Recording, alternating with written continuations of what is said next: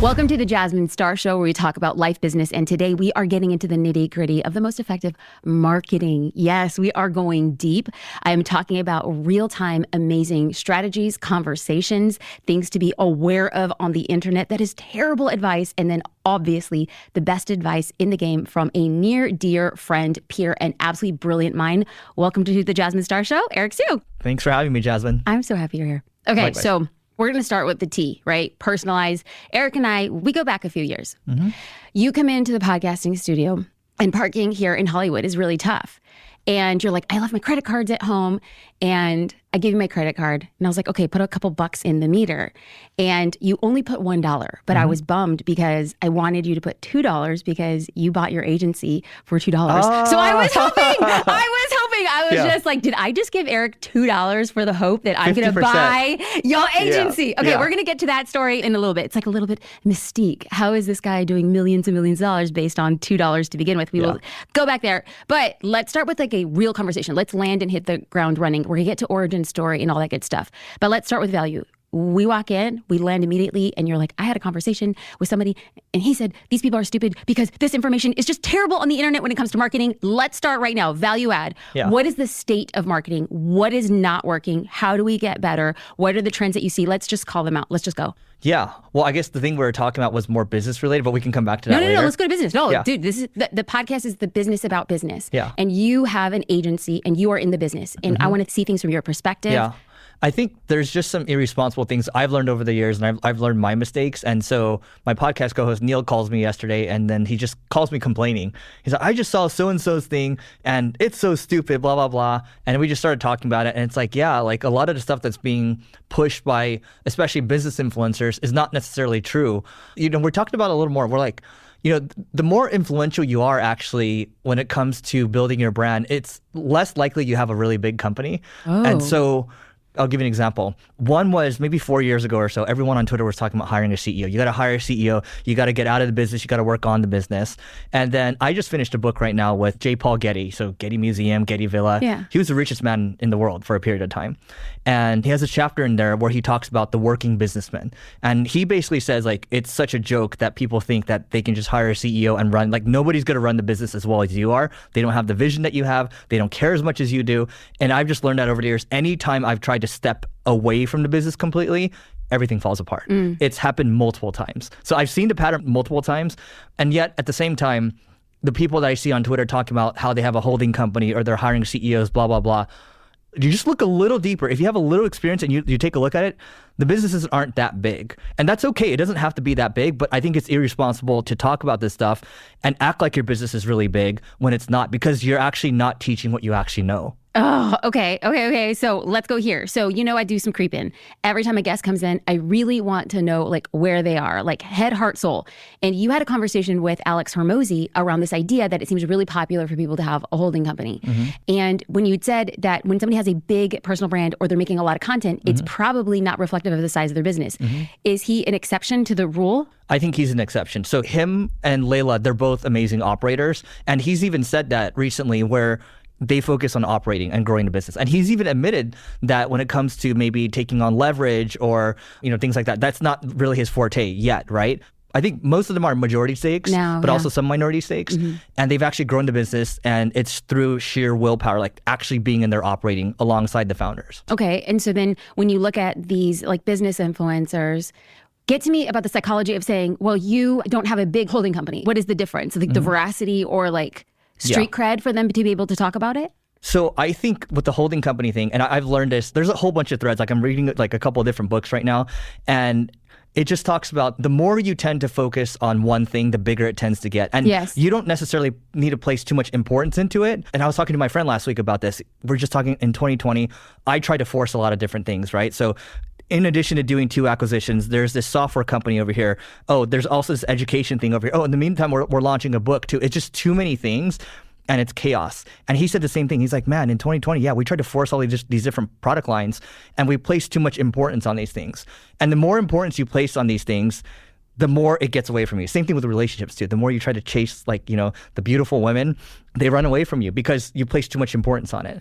And it applies to business. It applies to every single thing. And so when you do that, you create chaos, and you ultimately don't get what you want because, well, you created this inorganic desire and everything falls apart. And so what about hiring? Well, isn't it solved by having a highly effective operator in, like, let's just say you were doing the 2 acquisitions, the tech company. Is it because the strength of the operator, or is it simply because the dilution of focus? Yeah. So I think it's both. So my thing with 2020 was we hired an operator that actually ended up stealing from us. So that's a little different for us. Okay. But also at the same time, what did they say? That the road to hell is paved with good intentions. My whole intention with everything is like, I've always grown up being like, if I can figure these things out, anybody else can figure it out, right? You can't do that.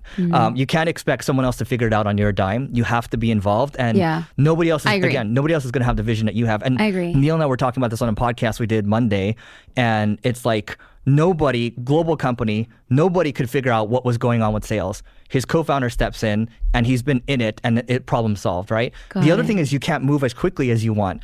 And what he was saying was like, they were sitting in like a executive meeting, and they couldn't figure out if they wanted to spend $10,000 to $20,000 on one thing. And for their size, $10,000 to $20,000 is nothing. Right. And then, his co-founder, Mike, steps in, dude, let's just do it. Let's see what happens, right? So it's like the more you get away from the business, the more bureaucracy is created, and the slower you go. Okay, so I should probably be very clear that I was not expecting for us to talk about holding companies. I think that, Eric, here's the thing. I hate saying this, and it's going to make you cringe, and that's okay because we're friends, and you could be like, Jasmine, I just got the ick, and that's totally fine. Like, I'm cool with it. I didn't even know what a holding company was until January 2023. I don't feel any ick at all. Well, wait, it's coming. Okay. And actually, it doesn't even bother me. Like when people have ick, like people had ick when I said I wanted to become a photographer and I didn't own a camera. Yeah. Then people had ick when I said, okay, I'm going to start creating content in a scalable way. And they're like, oh, okay, like influencer. And then they had ick when I said, I'm going to create a membership. But then once we got into the membership, I realized I actually needed to build SaaS and I had no idea how to build SaaS. And people were like, ick. And so to me, I was just like, icky leads to sticky. I don't know where that came from, but I'm supposed to be sticky. I'm gonna, yes. So icky works out for me. And I think that by sheer force of will, what I saw in my mind before I knew what a holding company was, and I don't even know how woo you are, but like literally I saw this idea, this vision of like almost like an octopus. And I was just like, I feel like I'm being pulled to something that I don't even know what this means about my business, but all I inherently knew that like I was outgrowing my capacity in the business. We put a president in, she's killing it. And I'm like, okay, but what's next for me? And so then in 2023, I found out what this word holding company is. So then I go down this freaking rabbit hole and I'm like, holy God, a holding company is a freaking octopus. And I was just like, all right, small bites, small bites. I think this is the thing that I am supposed to build. I have no intentions to give advice about it. I have no intentions other than to document my journey. So I think that this is super kismet because you can just come out and say like, just hold the crap, Jasmine. Just do the work. And based on things that you have done in the past. So somebody's listening and they're nowhere near the size of your business. And we're going to get into the business of your business. And they're nowhere near bringing in operators and doing acquiring. But what they are and what they might be interested in is singular focus on what it is they do. Knowing what you know now and knowing you've done a lot of research on holding companies. What are the things, like what are the advice for somebody who's coming in? And this is not even like a holding company. Like you have a small business and you have like a lot of SKUs or multi-revenue streams. It's like you're going to lose focus. So let's talk about focus and then really the lessons that you learn from that before we get into the business of your business. Yeah. So in my 20s, read a lot of books, right? It's like you see over and over in the books, oh, you Warren Buffett, focus. Put all your eggs into one basket. Like you watch it like a hawk. And I've said that before. And you hear from a lot of people over and over, right? Bill Gates, everybody. It's just like focus. And you don't really take it seriously until you get punched in the face. And I got punched in the face multiple times. And don't get me wrong. Like I like playing multiple games. I like doing multiple things. It just, over a period of time, you just realize that doesn't really work that well versus like just focusing on one because you're spreading it. And the analogy I like to use is like success is like maybe like a circle, right? So maybe you start in the middle of it. To get to the edges of the circle, I suppose, right? That's success. But if you keep changing directions in the circle the whole time, like you'll never get there. But if you just went in a straight line, you'll get there. And that just tells me, the entrepreneurial ADD is very real. Yes. It's very real with me. I think it's still real. I don't think it ever goes away. But I've learned to channel that entrepreneurial ADD into one business. And what I would say is if I were to break it down into just one thing, if I think about everything I've learned from like a Warren Buffett or Charlie Munger, it's just that all you need to do is stay on one business. You can do a lot of things within that business and not work on it for a year, not 5 years, not even 10 years, but multiple decades. And if you can do that for multiple decades and stay alive, then you will compound into something very big. And it's just, to me, it's inevitable. Like you don't even need to think about the outcome. It will just happen no matter what. This past weekend, I spent time with a group of friends and that was the common theme. is, are you willing to have the chutzpah and the dedication to focus on one thing? And having a conversation and having the courage to strip away things because it either made you feel good, look good, but you're like, there's a profit center in the business. And the less time that you spend with this, the more you're hurting yourself. So let's actually get into the business of your business. And I kind of teased out in the beginning, $2. There was a point in time for $2, I could have bought your business because that's exactly what you did. Let's start there, and then let's start just breaking it out. Yeah. So I bought the business, and this was in 2014 or so. So the deal was the original founder wanted to step out, and I still talk to the original founder. Neil was actually a shareholder as well. Okay, so wait, let's pause here. For people who don't know, Neil Patel is good friend, co-podcast host. You guys both have agencies. So Neil is a partner in the company at the time. At the time, yes. And you come from outside the company, and he met you by way of tech. Yeah, I didn't really talk about this too much before, so I guess I'll share this story. And then maybe I'll also share the story about how Neil wanted me to become CEO of his current company and like be like a 50% spill the owner. Tea. Yeah, Or it's afternoon, spill the tequila. Let's go. Yeah. So happy to talk about both. So the way it worked out was I was leading marketing at a tech startup, and I basically came into the company for a month, and Neil was an advisor to the company. The CEO, a month into the job, said, "Hey, if you don't hit numbers this month, we're gonna have to fire you." I'm like, I just got here, just because someone else screwed up before me, it's not my fault, right? And I'm like, okay, I can either cry about it or I can do something about it. So I'm like, okay, you're gonna fire me. So I bet the entire company. I took all the budget and I just bet it on YouTube ads because I saw something. There's potential with it, but for whatever reason, they shut it down. So that was my claim to fame with that company. We went from acquiring less than 500 users a month to acquiring like 5,000 plus users a month. Got on Good Morning America, TechCrunch, everything, right? Raised our Series B, company saved. And then Neil's observing, and he's like, hey. What was the tech company doing? Like, I don't need to know the company, but like online education. So we're teaching people coding and web design. And that was very hot back then. In 2010, it was super hot. Everyone should learn coding. Everyone should learn design, right? Okay. Probably not. But so then Neil's like, hey, why don't you come help save this failing like agency? I was like, I work in tech. Like, I'm too good for agent. I had already transcended agency before, right? I'm like 25 years old at this time. But then I was like, I thought about it. I was like, reframed it. I was like, but if I can save this crappy agency, I can do anything, right? And so I come into the company, I come in as a chief operating officer, totally not an operating guy. But anyway, I come in, I take 10% of the company. A year goes by, company still... So wait, I'm a storyteller. Yeah. Where are you based with the tech company? So I leave. No, wait, physically, where do you live? I'm remote. I'm living in LA still. I'm remote, yeah. So you're remote with this company. Neil is an advisor to the company. Am I assuming that you're meeting Neil by way of the interweb because you're not having an office? Yeah, so How old am I? Like 87? The interweb? The interweb. Did you guys meet on AOL? Yeah, no. How did you guys meet? And then when he offers you this opportunity and then brings you on as COO with 10%, like what? Where did... Yeah. So I had met Neil probably when I was around 24 or 25. Okay. And I had actually, the way I met him was I was calling him out from a blog post that he wrote because I thought he was BSing. And then, usually when you call someone out, like you would just ignore that person that calls you out. Not Neil. No. And then he kept like responding to me. I was like, oh. And then he's like, hey, let's get on a Skype call. So he takes it deeper. Like he's going in a totally different direction. So we get on a Skype call, we talk. And then from then on, he just Skypes me, hey, what do you think about this headline? So we're just kind of friends like that.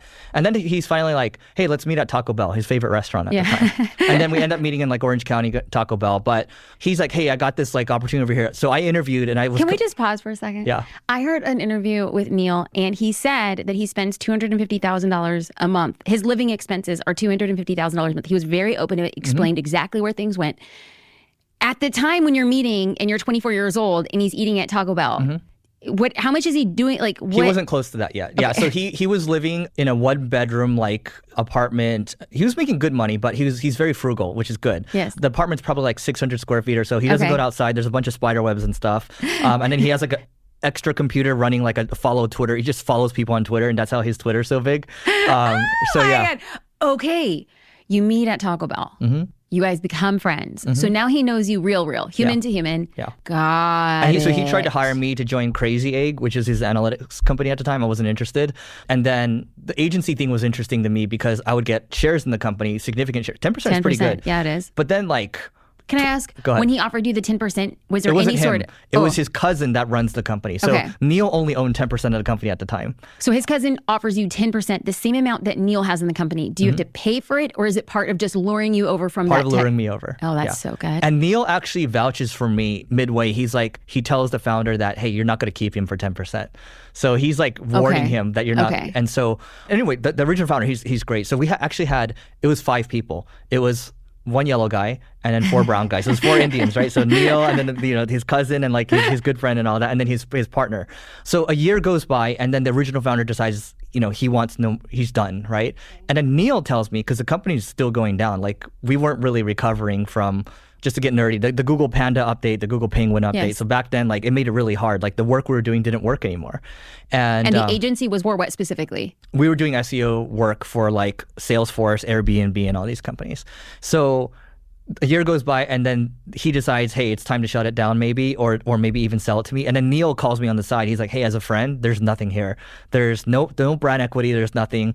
And then in my mind, I'm like, I don't care. Like to me, the upside's unlimited if it works, but the downside's capped because I negotiated a clause saying that if the company fails, I would owe nothing. So the deal was structured $2 out of pocket, $1 for Neil's shares, another $1 for his partner shares. So I took over their shares, and then I was seller financing the rest, right? But I was paying it through the profits of the company, and I owed I ended up paying out like another $100,000 or something. Okay. But again, if the company failed, I would owe nothing, and I didn't even know what I was negotiating at the time. I was just like whatever felt right to me. Okay.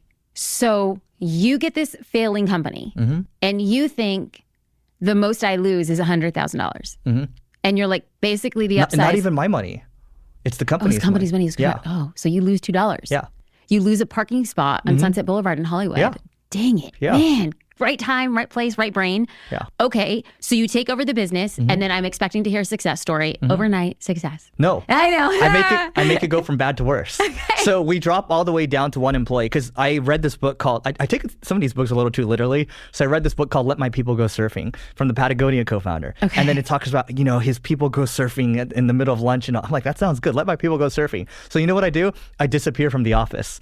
And this is the whole thing. It's like, oh, I want to see people grow. It's like, no, like you need to be there. You need to be the annoying parent. You need to be the chief reminder officer. And that was the first time where I experienced me not being involved, everything kind of falling apart. Got it. We dropped all the way down to 1 employee. Funny enough, I talked to that 1 employee yesterday. He's doing very well right now. He's he's getting married. Like we're still having conversations. I'm so proud of you. Aww. And he's working at like a big agency, right? Anyway, we got lucky. So as I'm taking the business, we get the As you're surfing. as I'm surfing, literally, like figuratively, I guess. Yes. So we end up getting the #1 ranking for digital marketing agency, the keyword. So if Okay. you search digital marketing agency, we're ranking. So everyone's coming to us, leads. Okay. We can't fulfill anymore. Because you don't have a team. There's no more team. Got it. So we end up sending the leads out. Neil's like, oh, I send these leads to this agency over here. They sold for $400 million recently, by the way. Whoa. So then we started sending the leads there, and we get like a 25 to 30% commission on those. And so we were just milking that ranking. And that was the gift that kept on giving for like 2 years or so. Wow. So you essentially went from agency to affiliate, Yep. built up to back to an agency. Yeah. And fortunately enough, Whoa. we got lucky. If we didn't get that, like that dovetailed into hiring some key people at the right time. And I got lucky with those hires. And then I was really involved for the next 2-3 years or so. And then, I drank the Kool-Aid on, the Holdco stuff, which we can go into that evolution. But, I think after the Holdco stuff, I really learned, and now this year we've grown probably the fastest we've ever grown, that you just can't beat an involved founder. Like there's something about founder blood, but also like involved founder blood. So what do you think is attributing to the pretty significant growth? I mean, yes, we're going to, herald Buffett and Munger and Sue with your focus. Yeah. What else? Yeah. So we've always been getting the leads that we've been getting. I think the key thing for us, and you hear this a lot when it comes to hiring, is you hire people that have been there, done that. And it's not, people take that lightly sometimes. When you trust your team, you have to be micromanaging that. And what I mean is hiring people that have been there and done that. Okay, ideally, they've been promoted not 1 time, but 2 times. That means the company really values them. They're not job hopping every year or 2 or so. That means they're probably not that good. So a history of promotions, ideally they've worked for your competitors. And for us, coming down to the core values again, our top core value is to be improved and obsessed. And that keyword obsessed is really intense. And so we look for those examples. We look for those signals. So to me, everything comes down to talent management and talent acquisition, which really isn't different than any company. How do you measure for obsession? Yeah. So one question we asked, I did a webinar on AI today. It was a bunch of YPO people. YPO is like one of those entrepreneur groups. Yes. One thing we do is we ask them, hey, like, what have you done with AI recently? If they're a little more kind of mid-senior level, they're not junior in the career, what have you done recently with AI? Don't just say ChatGPT, right? And if they can't give a really impressive example, that's okay. We'll continue on that thread. We'll say, okay, well, Jasmine, tell me what's the most impressive thing you've done in your career as it relates to this role. Tell us why you consider it to be impressive. And they'll say, oh yeah, well, we built this team over here and drove 10 million in revenue for Hyundai or something, right? Well, what was your role in that? Well, I was just account manager or something. And turns out they didn't really do much, right? But they tried to take that credit. So two things. You had to dive for that answer. That's going to be how it's working with them. You had to dig in for it. Two, it doesn't seem like they're that truthful, right? So those are like two ways to kind of suss it out. Got it. Okay. So you make a few key hires. It changes the structure of the business. And when you get in and you realize I'm building an agency, the agency is still SEO focused. You are then getting those leads and you're turning them into customers. What has been the growth like? What has been the growth journey? Yeah. So I would say it started with SEO, but the key with agency type businesses is, and there's a really good book called The 7 Powers. It's called 7 Powers, actually. It's a strategic book. And it talks about, with agency specifically, the key thing that we have are the power of switching costs, meaning that the more services we can layer on, the more of a pain in the ass it is for them to cancel. So if we do a pretty good job on all of them. See, the icky turns into sticky. That's right. Yep. Okay. Yeah. Okay. So you want to have multiple services, and you want to do a pretty good job, obviously. Yeah. And then that grows the lifetime value of the customer. The retention goes up a lot more because we used to have Amazon before, and we just helped them with paid media, and we helped Amazon ads run ads. We helped with their Amazon Alexa, not the Echo, but they had an SEO software. And we helped with another division, 3 divisions. That could have expanded into something really big. But at the end, they left and they're like, dude, we love you guys and we love all the strategic thinking you have, but you just don't have enough services. Same thing happened with Lyft. We had Lyft and we're helping them with enterprise B2B. And then it came time they wanted to grow even more. But when we lost the deal ultimately, so we had them for like 2 years or so, but then they're like, dude, we didn't even know you guys had all these things. And so that to me was a big takeaway. How can you have multiple things and how do you have people that have been there, done that in all of those? And then these people will tell you what to do, but you just got to be there on top, being really involved. Okay. So I've known you. I actually met Neil at a dinner in LA. I had no idea who Neil was. I happened to be sitting across from him and I could not figure him out. Like I sat there and I'm like, is he like intentionally being mean to me? And it was not that. Neil is the most honest, kind, straightforward, but he says exactly what's on his mind. He doesn't give a rip what anybody says. So when I reached out and I attended one of your masterminds in Beverly Hills, I got a chance to see Neil again. Neil was 100% Neil. And I like him. I like his vibe. I like that you know exactly where you stand with him. And I like that you know, and it's not for everybody, I get it, but I like that you know 100% what he's thinking and pulls no punches. You both sat on a panel as part of your mastermind. You guys did a Q&A. And you guys went on this riff that I found really fascinating around why owning an agency is the best type of business to own when a lot of people are running away from it because it's like, whoa, more money, more problems. It's like, this is a people business. So explain to me your big push for why you built an agency and why you still think or do you still think it's one of the best businesses to have? I think so. When I took it over, I was actually ashamed of it because I cared too much about what others thought, right? I came from tech. Like I come from Asians are very into status, right? So it's like status games, right? So it's like, I'm up here, but all of a sudden, like I'm doing the service business, right? Okay. And so first I was like, the first couple of years, I think I was really annoyed that I was associated with it. Okay. And that was more of me problem more than anything.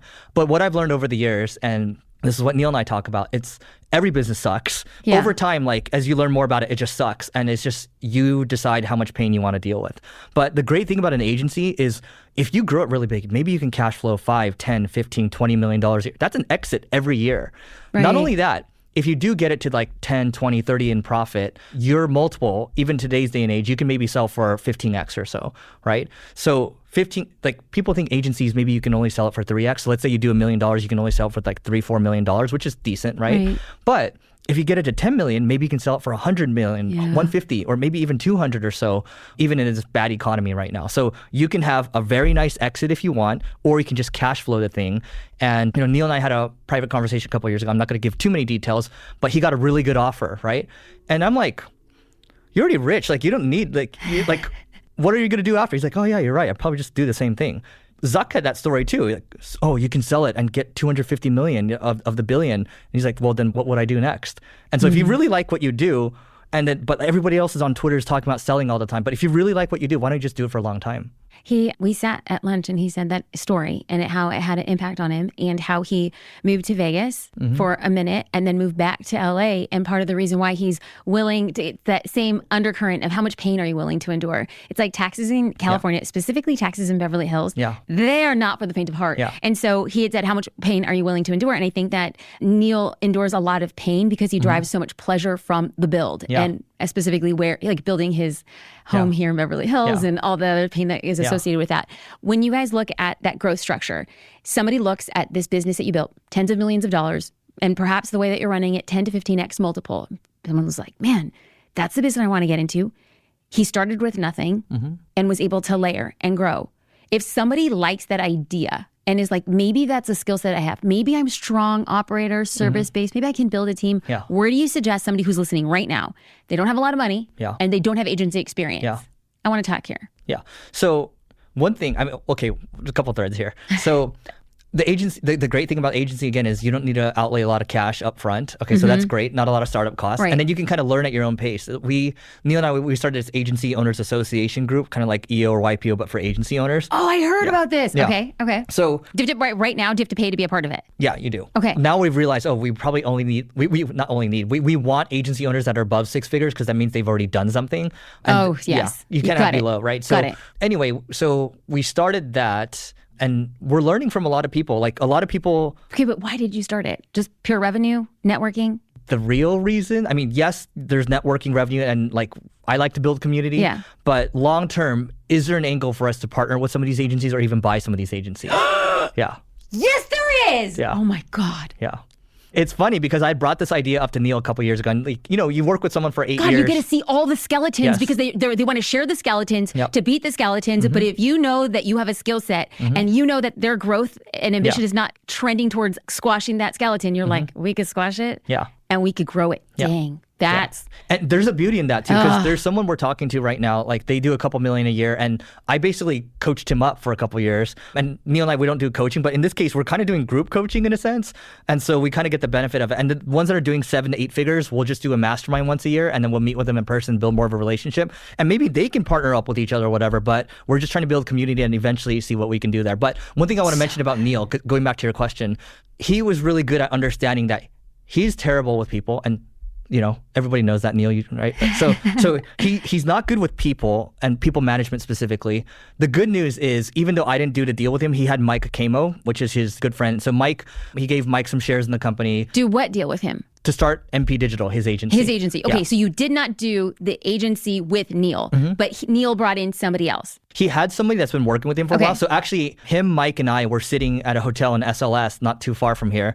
And this was probably 2017 or 2018. Okay. And then they're like, okay, well, Eric, you take 50% and then we'll take the rest, right? And then Neil understood that he needed someone operating boots on ground because he's really good. The good thing about him is he's either really good at something or he's really bad at something. Okay. And so he's really good at driving traffic. He's really good with numbers. His memory is exceptional, but he's really bad with like the nitty gritty around people management. So he wanted Mike and myself to take that over. And I think it would have been a great partnership. I don't think I was ready for that at the time because I wanted to do all these different things because it was so fun, right? So yeah, that all connects. Yeah. Okay. Yeah. So you don't do the agency with him. You are building your own agency. Now you guys have a group and then a mastermind for agency owners. There's possibility, long play here, to get possibly acquiring a company that does something similar to what you do, expand your customer base and optimize. When somebody's hearing this, there's not a lot of startup costs. You now know it's best to serve your customer at an LTV, make it more sticky for them. But somebody who's just starting out, I don't have a lot of money. What is one thing that you're saying, okay, you could start an agency and be very highly specialized around one thing. Can we ideate and like brainstorm around an idea? Yeah. Someone's like, yeah, I'm pretty good with Canva, or, I'm kind of good with copy. Yeah. Let's start with building an agency. Let's make a way for people to make money with the idea of building an agency. Yeah. Ideally, it's something that's trending in the right direction and there's a lot of demand right now. So I'll tell you what's in super demand right now is ad creatives. So someone that's really good with ad creatives, because the ad creatives bring the CPAs down when you're spending a lot on ads. community management's actually growing up, but I'm going to leave that alone for a moment. We'll just say ad creative and then organic social, like those two areas. I would start there. Yeah. Okay. The community thing, it's like it's coming up, but it's like I don't think it's achieved escape velocity yet, so I'll leave that alone. Okay, so let's just say somebody's really good with organic. What I see specifically in my niche of the world is people are good with organic. They take on 3 to 4 clients. They get extraordinarily burnt out. And then they get into the stuck in the minutia, and they're not making enough money to start abdicating some of the responsibilities within it. How do you overcome that if you're like, oh, I want to grow? Yeah. So chances are they're probably not charging enough, because when you start out, like when I first started, I was charging like, I don't know, $20 an hour or something, $25 an hour. You underprice yourself because you're desperate for clients. Right. But then as the demand goes up, you just need to charge more. So raising your prices is huge. It's one of the highest levers you can pull. That's one thing. And then I think your prices go up, so you now have more margin to hire some people. Then you need to figure out, I like make an Excel sheet, and then for each column you have $10, $100, $1,000 an hour, $10,000 an hour. Just define all the tasks that you're doing right now.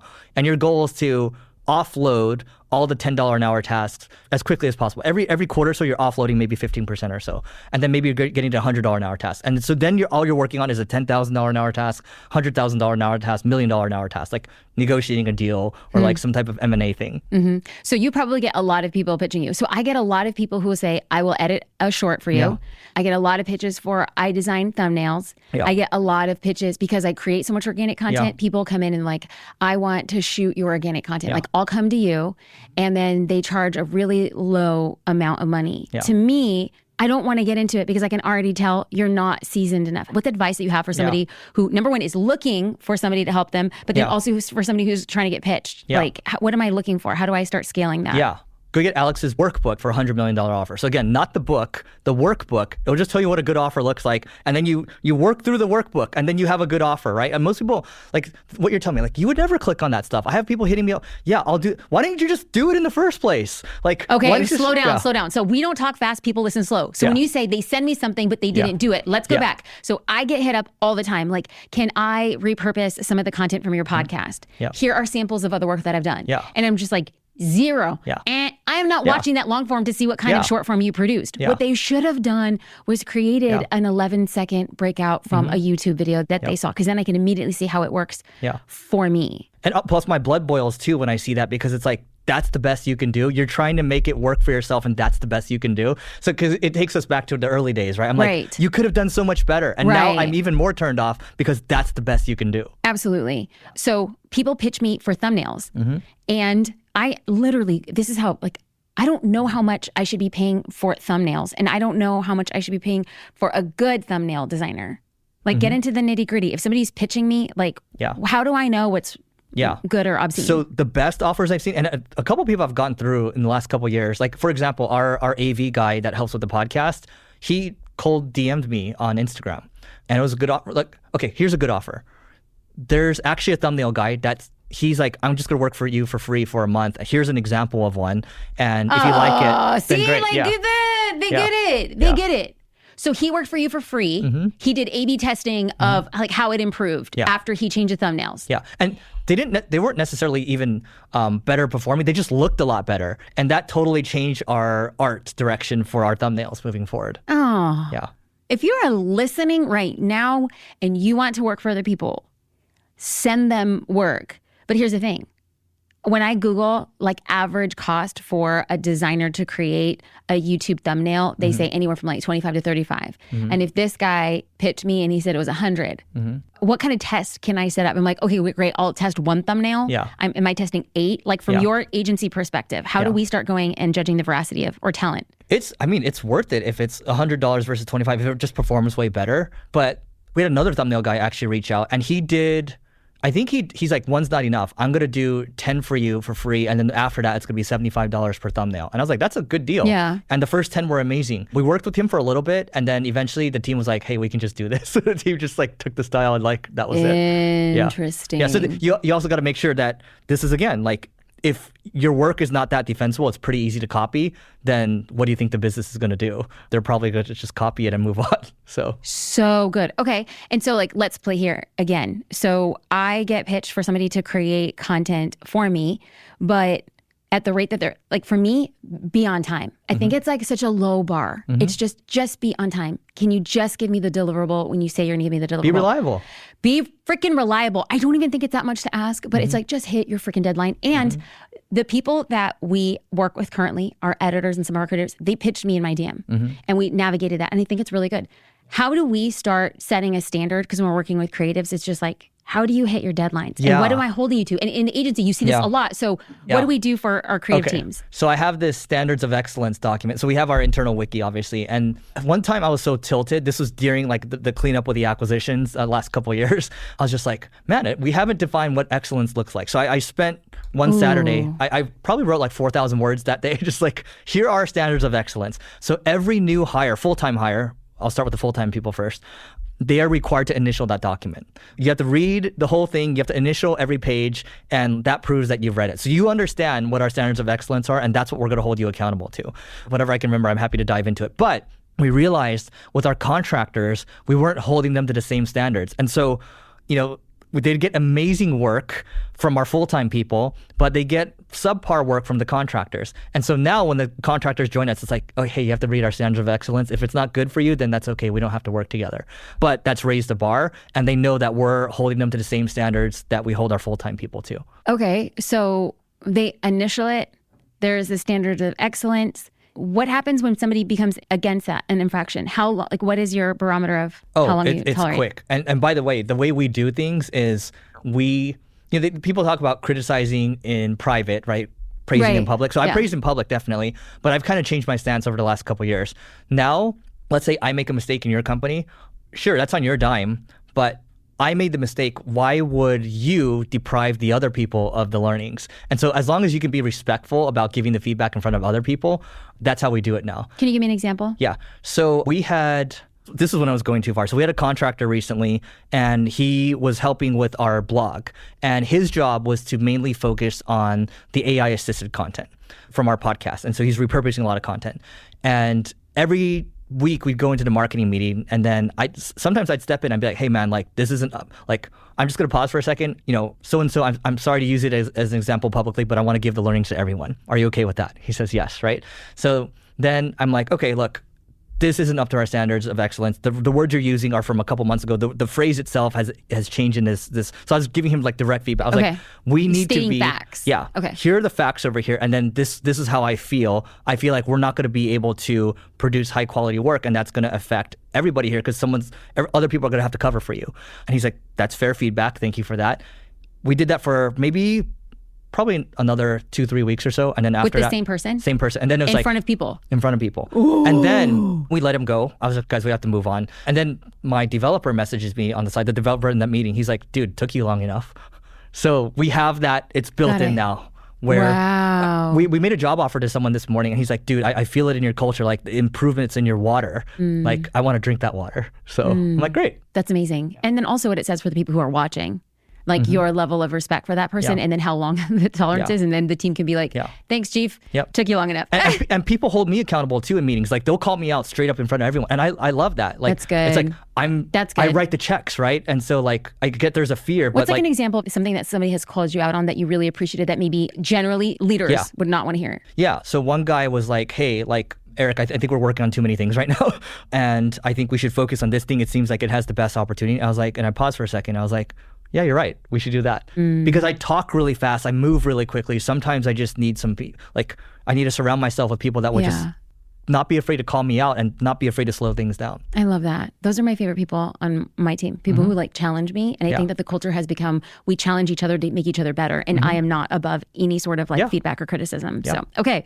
So we go back, starting very simply, an agency. Somebody has a skill set. If I was a copywriter, I should essentially be creating free copy to people as part of my pitch. Yeah. An overabundance that has been very specialized or personalized to that person or business. Yeah. Once you do that, every quarter, you're going to be offloading 15% of the $10 an hour tasks. And then you start spending more time on the $10,000 tasks. Do you then say, if you're saying, I'm building an agency, do you go deeper with the copywriting services to make it sticky? Or do you say, I did copywriting, but now I can take that copy and put it into a graphic? Yeah. How soon do you start expanding? You know what the number one cause of startup deaths are? What? Premature scaling. Hey. And I made this mistake many times. I still think I might continue to make these mistakes, but it's thinking that you're better than you are already and not going deep enough in that core service to make it super excellent and make it super remarkable where you're getting a ton of word of mouth. So the best agencies, maybe 50% of their customers are coming through referrals, word of mouth. That's when you know you have something really good. And then your retention rates maybe like, 80%, 85% annually, right? Because there's going to be churn every now and then.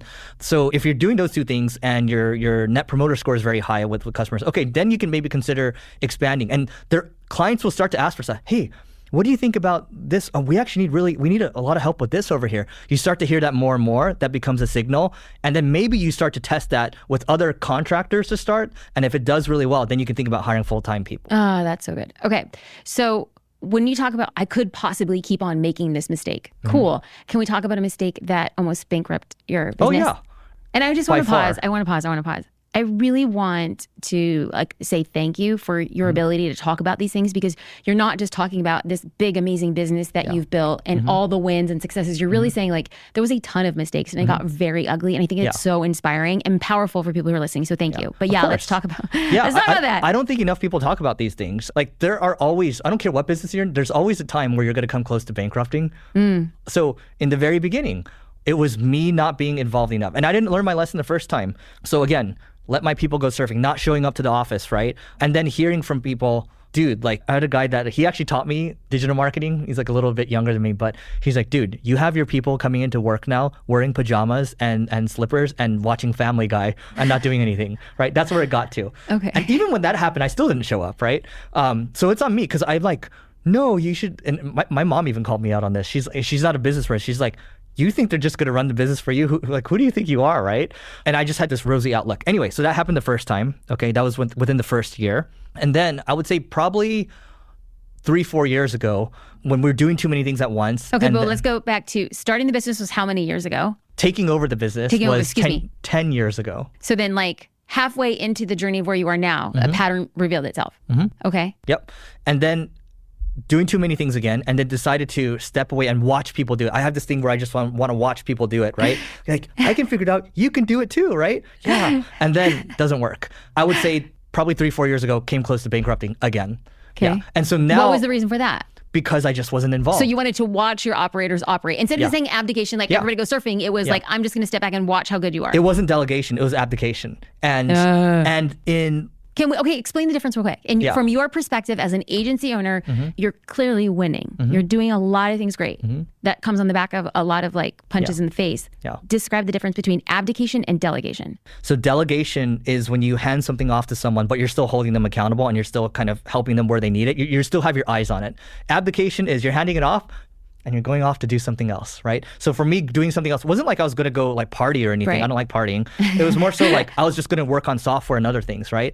Again, too many things. I was like, oh, you got it? You've been there, done that. You got it? Oh, and you read on Twitter. Yeah, hire people, been there, done that, and get out of their way. No, doesn't work like that. They like to think it works like that, but now the people that have been tweeting that from 4 years ago, the chickens have come to roost and their companies are not doing well. And a lot of those CEOs have quit because, by the way, you need hired gun CEOs. I'm going to go into a little deeper here. You need hired gun CEOs, but you have to hold them accountable because they're just not going to care as much as the founder. There's a certain energy you have. There's a certain way you want things done. And you have this magic that you imbue into the company. And nobody can ever take that away. And I'll go to Neil for a second too. He is calling his CFO 15 times a day, right? Maybe a little too much, right? But he's calling his people all the time. He's not necessarily cracking the whip, but he's on top of it. Got it. Hey, how are numbers today? How are numbers today? How are numbers today? Every freaking day, right? Got it. That's what you got to do. And so when you go back to 4 or 5 years ago, what happened at that point in time? It was just I stepped back. And then how long did you wait? I stepped back. And even when I stepped back in, I was still hoping someone would step up. That took longer than it should have. But the moment I was fully in, everything was flying again.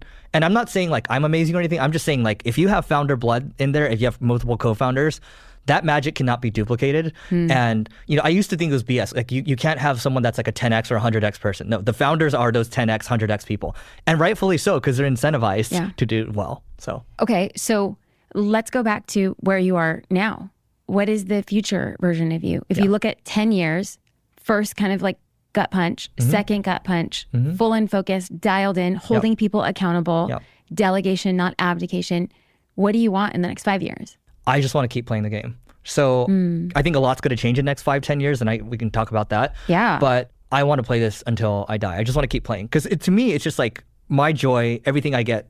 I had Neil take this personality test, right? Okay. So for him, it's really funny. So What personality test? It's called Principles U. Have you taken it? No. Oh my God, Okay. best personality test ever. Okay. So you watch, we can compare results after. It's like 95% accurate. I even use it in dating Principal too. U as in university or YOU? Oh, sorry. Like Principles YOU. Okay. It's from Adam Grant and Ray Dalio. I love Adam Grant. Best thing ever. So go take it. Works for any type of relationship, whether it's work, your spouse, whatever. Okay. So I look at Neil's thing and it shows that he's like 1% intrinsically motivated. I'm 99% intrinsically motivated. And we talked about this on the phone. So he's like, yeah, I never thought, Eric, you cared about money, like ever. Like meeting you the first time, I don't care, right? But at the same time, like it's a nice way to keep score. And so like, he's very money motivated and that's fine. That's his personality. For me, I just want to keep playing this game and I have no doubt in my mind, like I'm not tied to the outcome at all, but I'm like, yeah, I think we're going to build, it's going to be a great outcome, right? It could be 9, maybe 10 figures, who knows, right? Like Right. a lot of these holding companies become that, but it took me, once I got punched in the face 4 or 5 years ago, that was when I really realized like, I'm just going to focus on one thing. So if I understand it correctly, you and Neil are competitors? Yeah. How much of a competitor? Like Yeah. Apples to apples? Well, Service to service? We have a couple of related services. They have other things and we have other things they don't do. So, Okay. But I would say that the main difference with us is that he's got this global operation right now and he's focusing on just acquiring globally. He got a little too, I knew he would get aggressive. And we talked about this on Monday. He's like, yeah, I got a little too aggressive, but it's global expansion for him. And for me, I'm more focused on the tech of what's going to happen in the next 5-10 years or so. What do you mean the tech? Like, let's talk there. Yeah. Let's with the tech of what's happening. So what I tell my team almost every single week right now, I was like, guys, we need to have not just a high talent bar, but an unreasonably high talent bar, unreasonably high. And the reason for that is because I believe that in the next 5-10 years, we can only afford to hire the top 5% of people. And that doesn't mean that everyone else is trash. It just means for us specifically, someone like you're going to have 1,000, 10,000, 100,000 AI agents working for you or drop-in remote workers, right? They will understand all your thought patterns. They'll understand all the things you've done. They'll understand all your weaknesses. They'll understand all your preferences as well.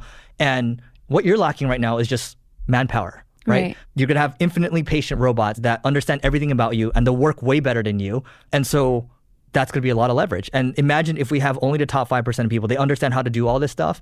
That means that the business model changes. So for typical agency, maybe you're charging, a retainer $1,000 a month, $10,000, $100,000 a month, whatever. Maybe you're charging percentage of ad spend. I think that model's broken. I think the way of the agencies of the future in a lot of businesses is you charge on performance or you charge on a usage basis. So, What are you moving to? Those two. Because I have a friend, 2 friends actually, I'll call it 2 friends with agencies. One agency does over $1 billion a year in revenue and it's all pay for performance. Wow. Meaning that, okay, so So Jasmine, I buy ads for you. Okay, you're not going to take on any risk. I'm going to take on the risk. If I perform, you pay me on each customer I acquire for you. That's it, right? It's an affiliate model. But not many agencies do that. So that's one. I think the way we're going to be able to track. Wait, pause. Yeah. Is that what you're doing now? No, we're moving at there's a lot of things that we're building right now that are moving in that direction. I've always wanted to do that. Do you think, because you probably be one of the first agencies to move, one of them for sure, do you think you're at a competitive disadvantage for a point, or are you attracting somebody who is a lot more risk averse? Are you somebody who expects more? Do they become resentful down the line when they're just like, they're making so much money off product and we absorb a cost that they don't? Yeah. So I think a couple things. So one, I would say if we want to take a risk with like a newer service, maybe that's 10 to 20% of our portfolio. And then the other 80% is like stabilizers. So I could go out and take my shots. And in terms of the resentment, so the friend that does $1 billion a year, they work with the same companies. It's been the same companies over the last 10, 15 years or so. And then the other friend, they do 40 million in profit a year and they only have like 40 employees. Wow. So that's 1 million in profit per employee. That's huge. Huge. Yeah. And they've worked with the same clients too. And so if you do, by the way, let's say, your client decides to cut you out. Oh my God, you're making too much money. Great.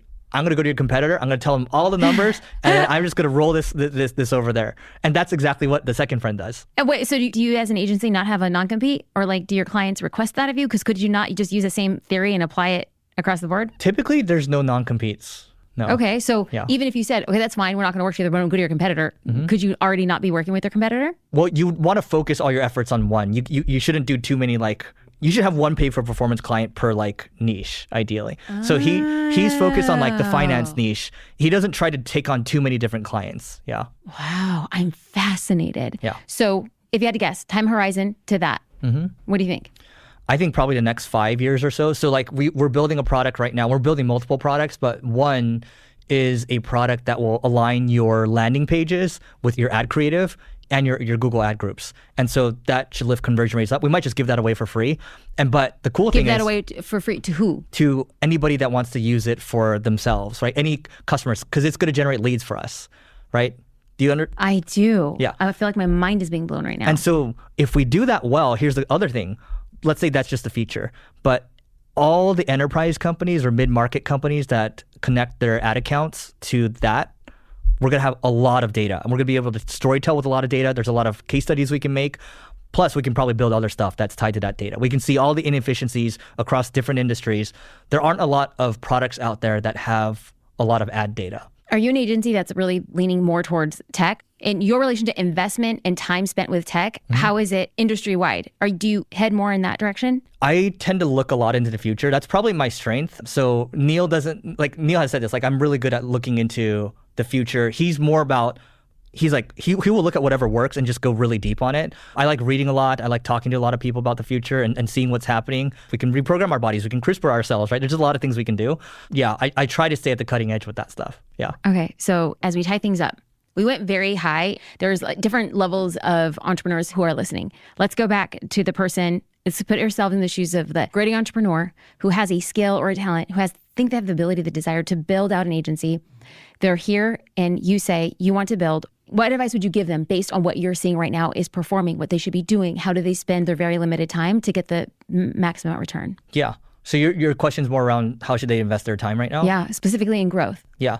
So I would maybe I try to read at least an hour to two every day. Let's just say an hour. So you're reading an hour a day, whether it's you're reading newsletters or you're reading books or whatever. You're just trying to get better, right? Because you're gaining outside perspective that way. Or maybe you're in networking groups or masterminds or whatever. So that's one piece of it. The other piece, this is somebody that's starting out? Yeah. Okay. So somebody that's starting out, you should be focusing on getting— You're the janitor. You're doing everything. So you're out there getting business. So a lot of business development. That's going to be a large chunk of your time. Let's call that, I don't know, let's say that takes 2-3 hours of your time. I remember in the very beginning, this was before we had Loom or anything. I was making these 20-minute videos that took forever to upload.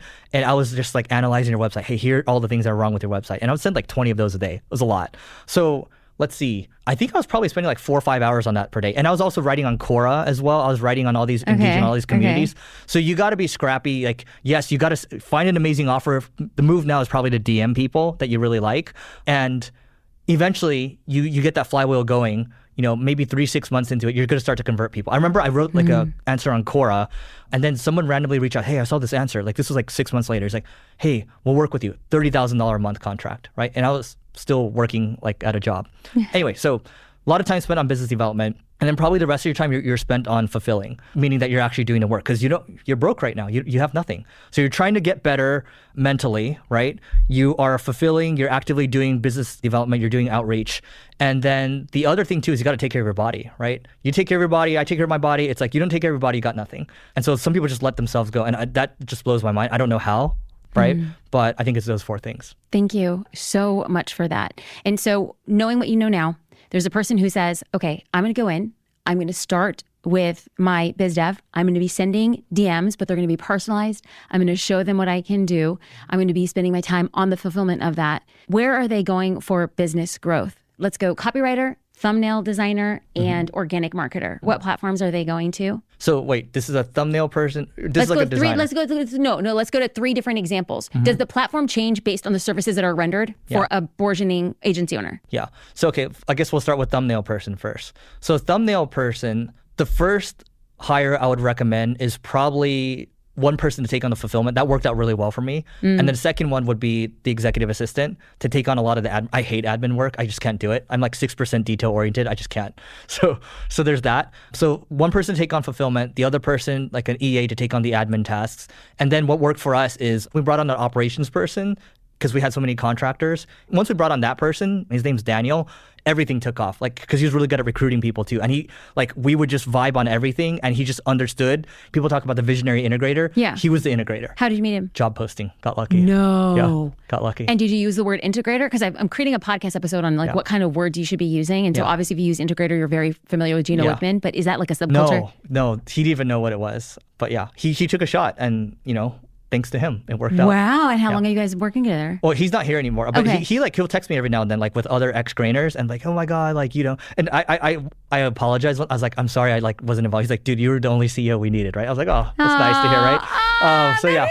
You know what? I couldn't think of a better way to round out this podcast. Do the ups and the downs and starting and being extraordinarily gritty. And what you're proposing to people is nothing that you have not done yourself. Yeah. And so to have a former grainer come to you and say you were the CEO that we needed at that time is a really beautiful testament to who you are. And 5 years from now, when you have really transformed the agency industry, but specifically your own agency, I think there's people who say the same thing. You were the CEO that we needed then, and you're the CEO that we need now. For people who want to know more about you, learn more about you, perhaps join that agency mastermind that you and Neil are hosting. Like, where do people go and get the goods? Well, thank you for that. Well, one final thing I'll say, both my elementary school friend and I, like, we grew up together. We're just like, we were really anxious, right? And now as we're, you know, in our late 30s, we're just like, all you got to do to make it all work is just surf the wave. You try to control it, you sink, right? As long as you're just surfing the wave, taking the ups and downs, like, you will build a big business. I think people just get too anxious and they give up too quickly, they tap out too quickly.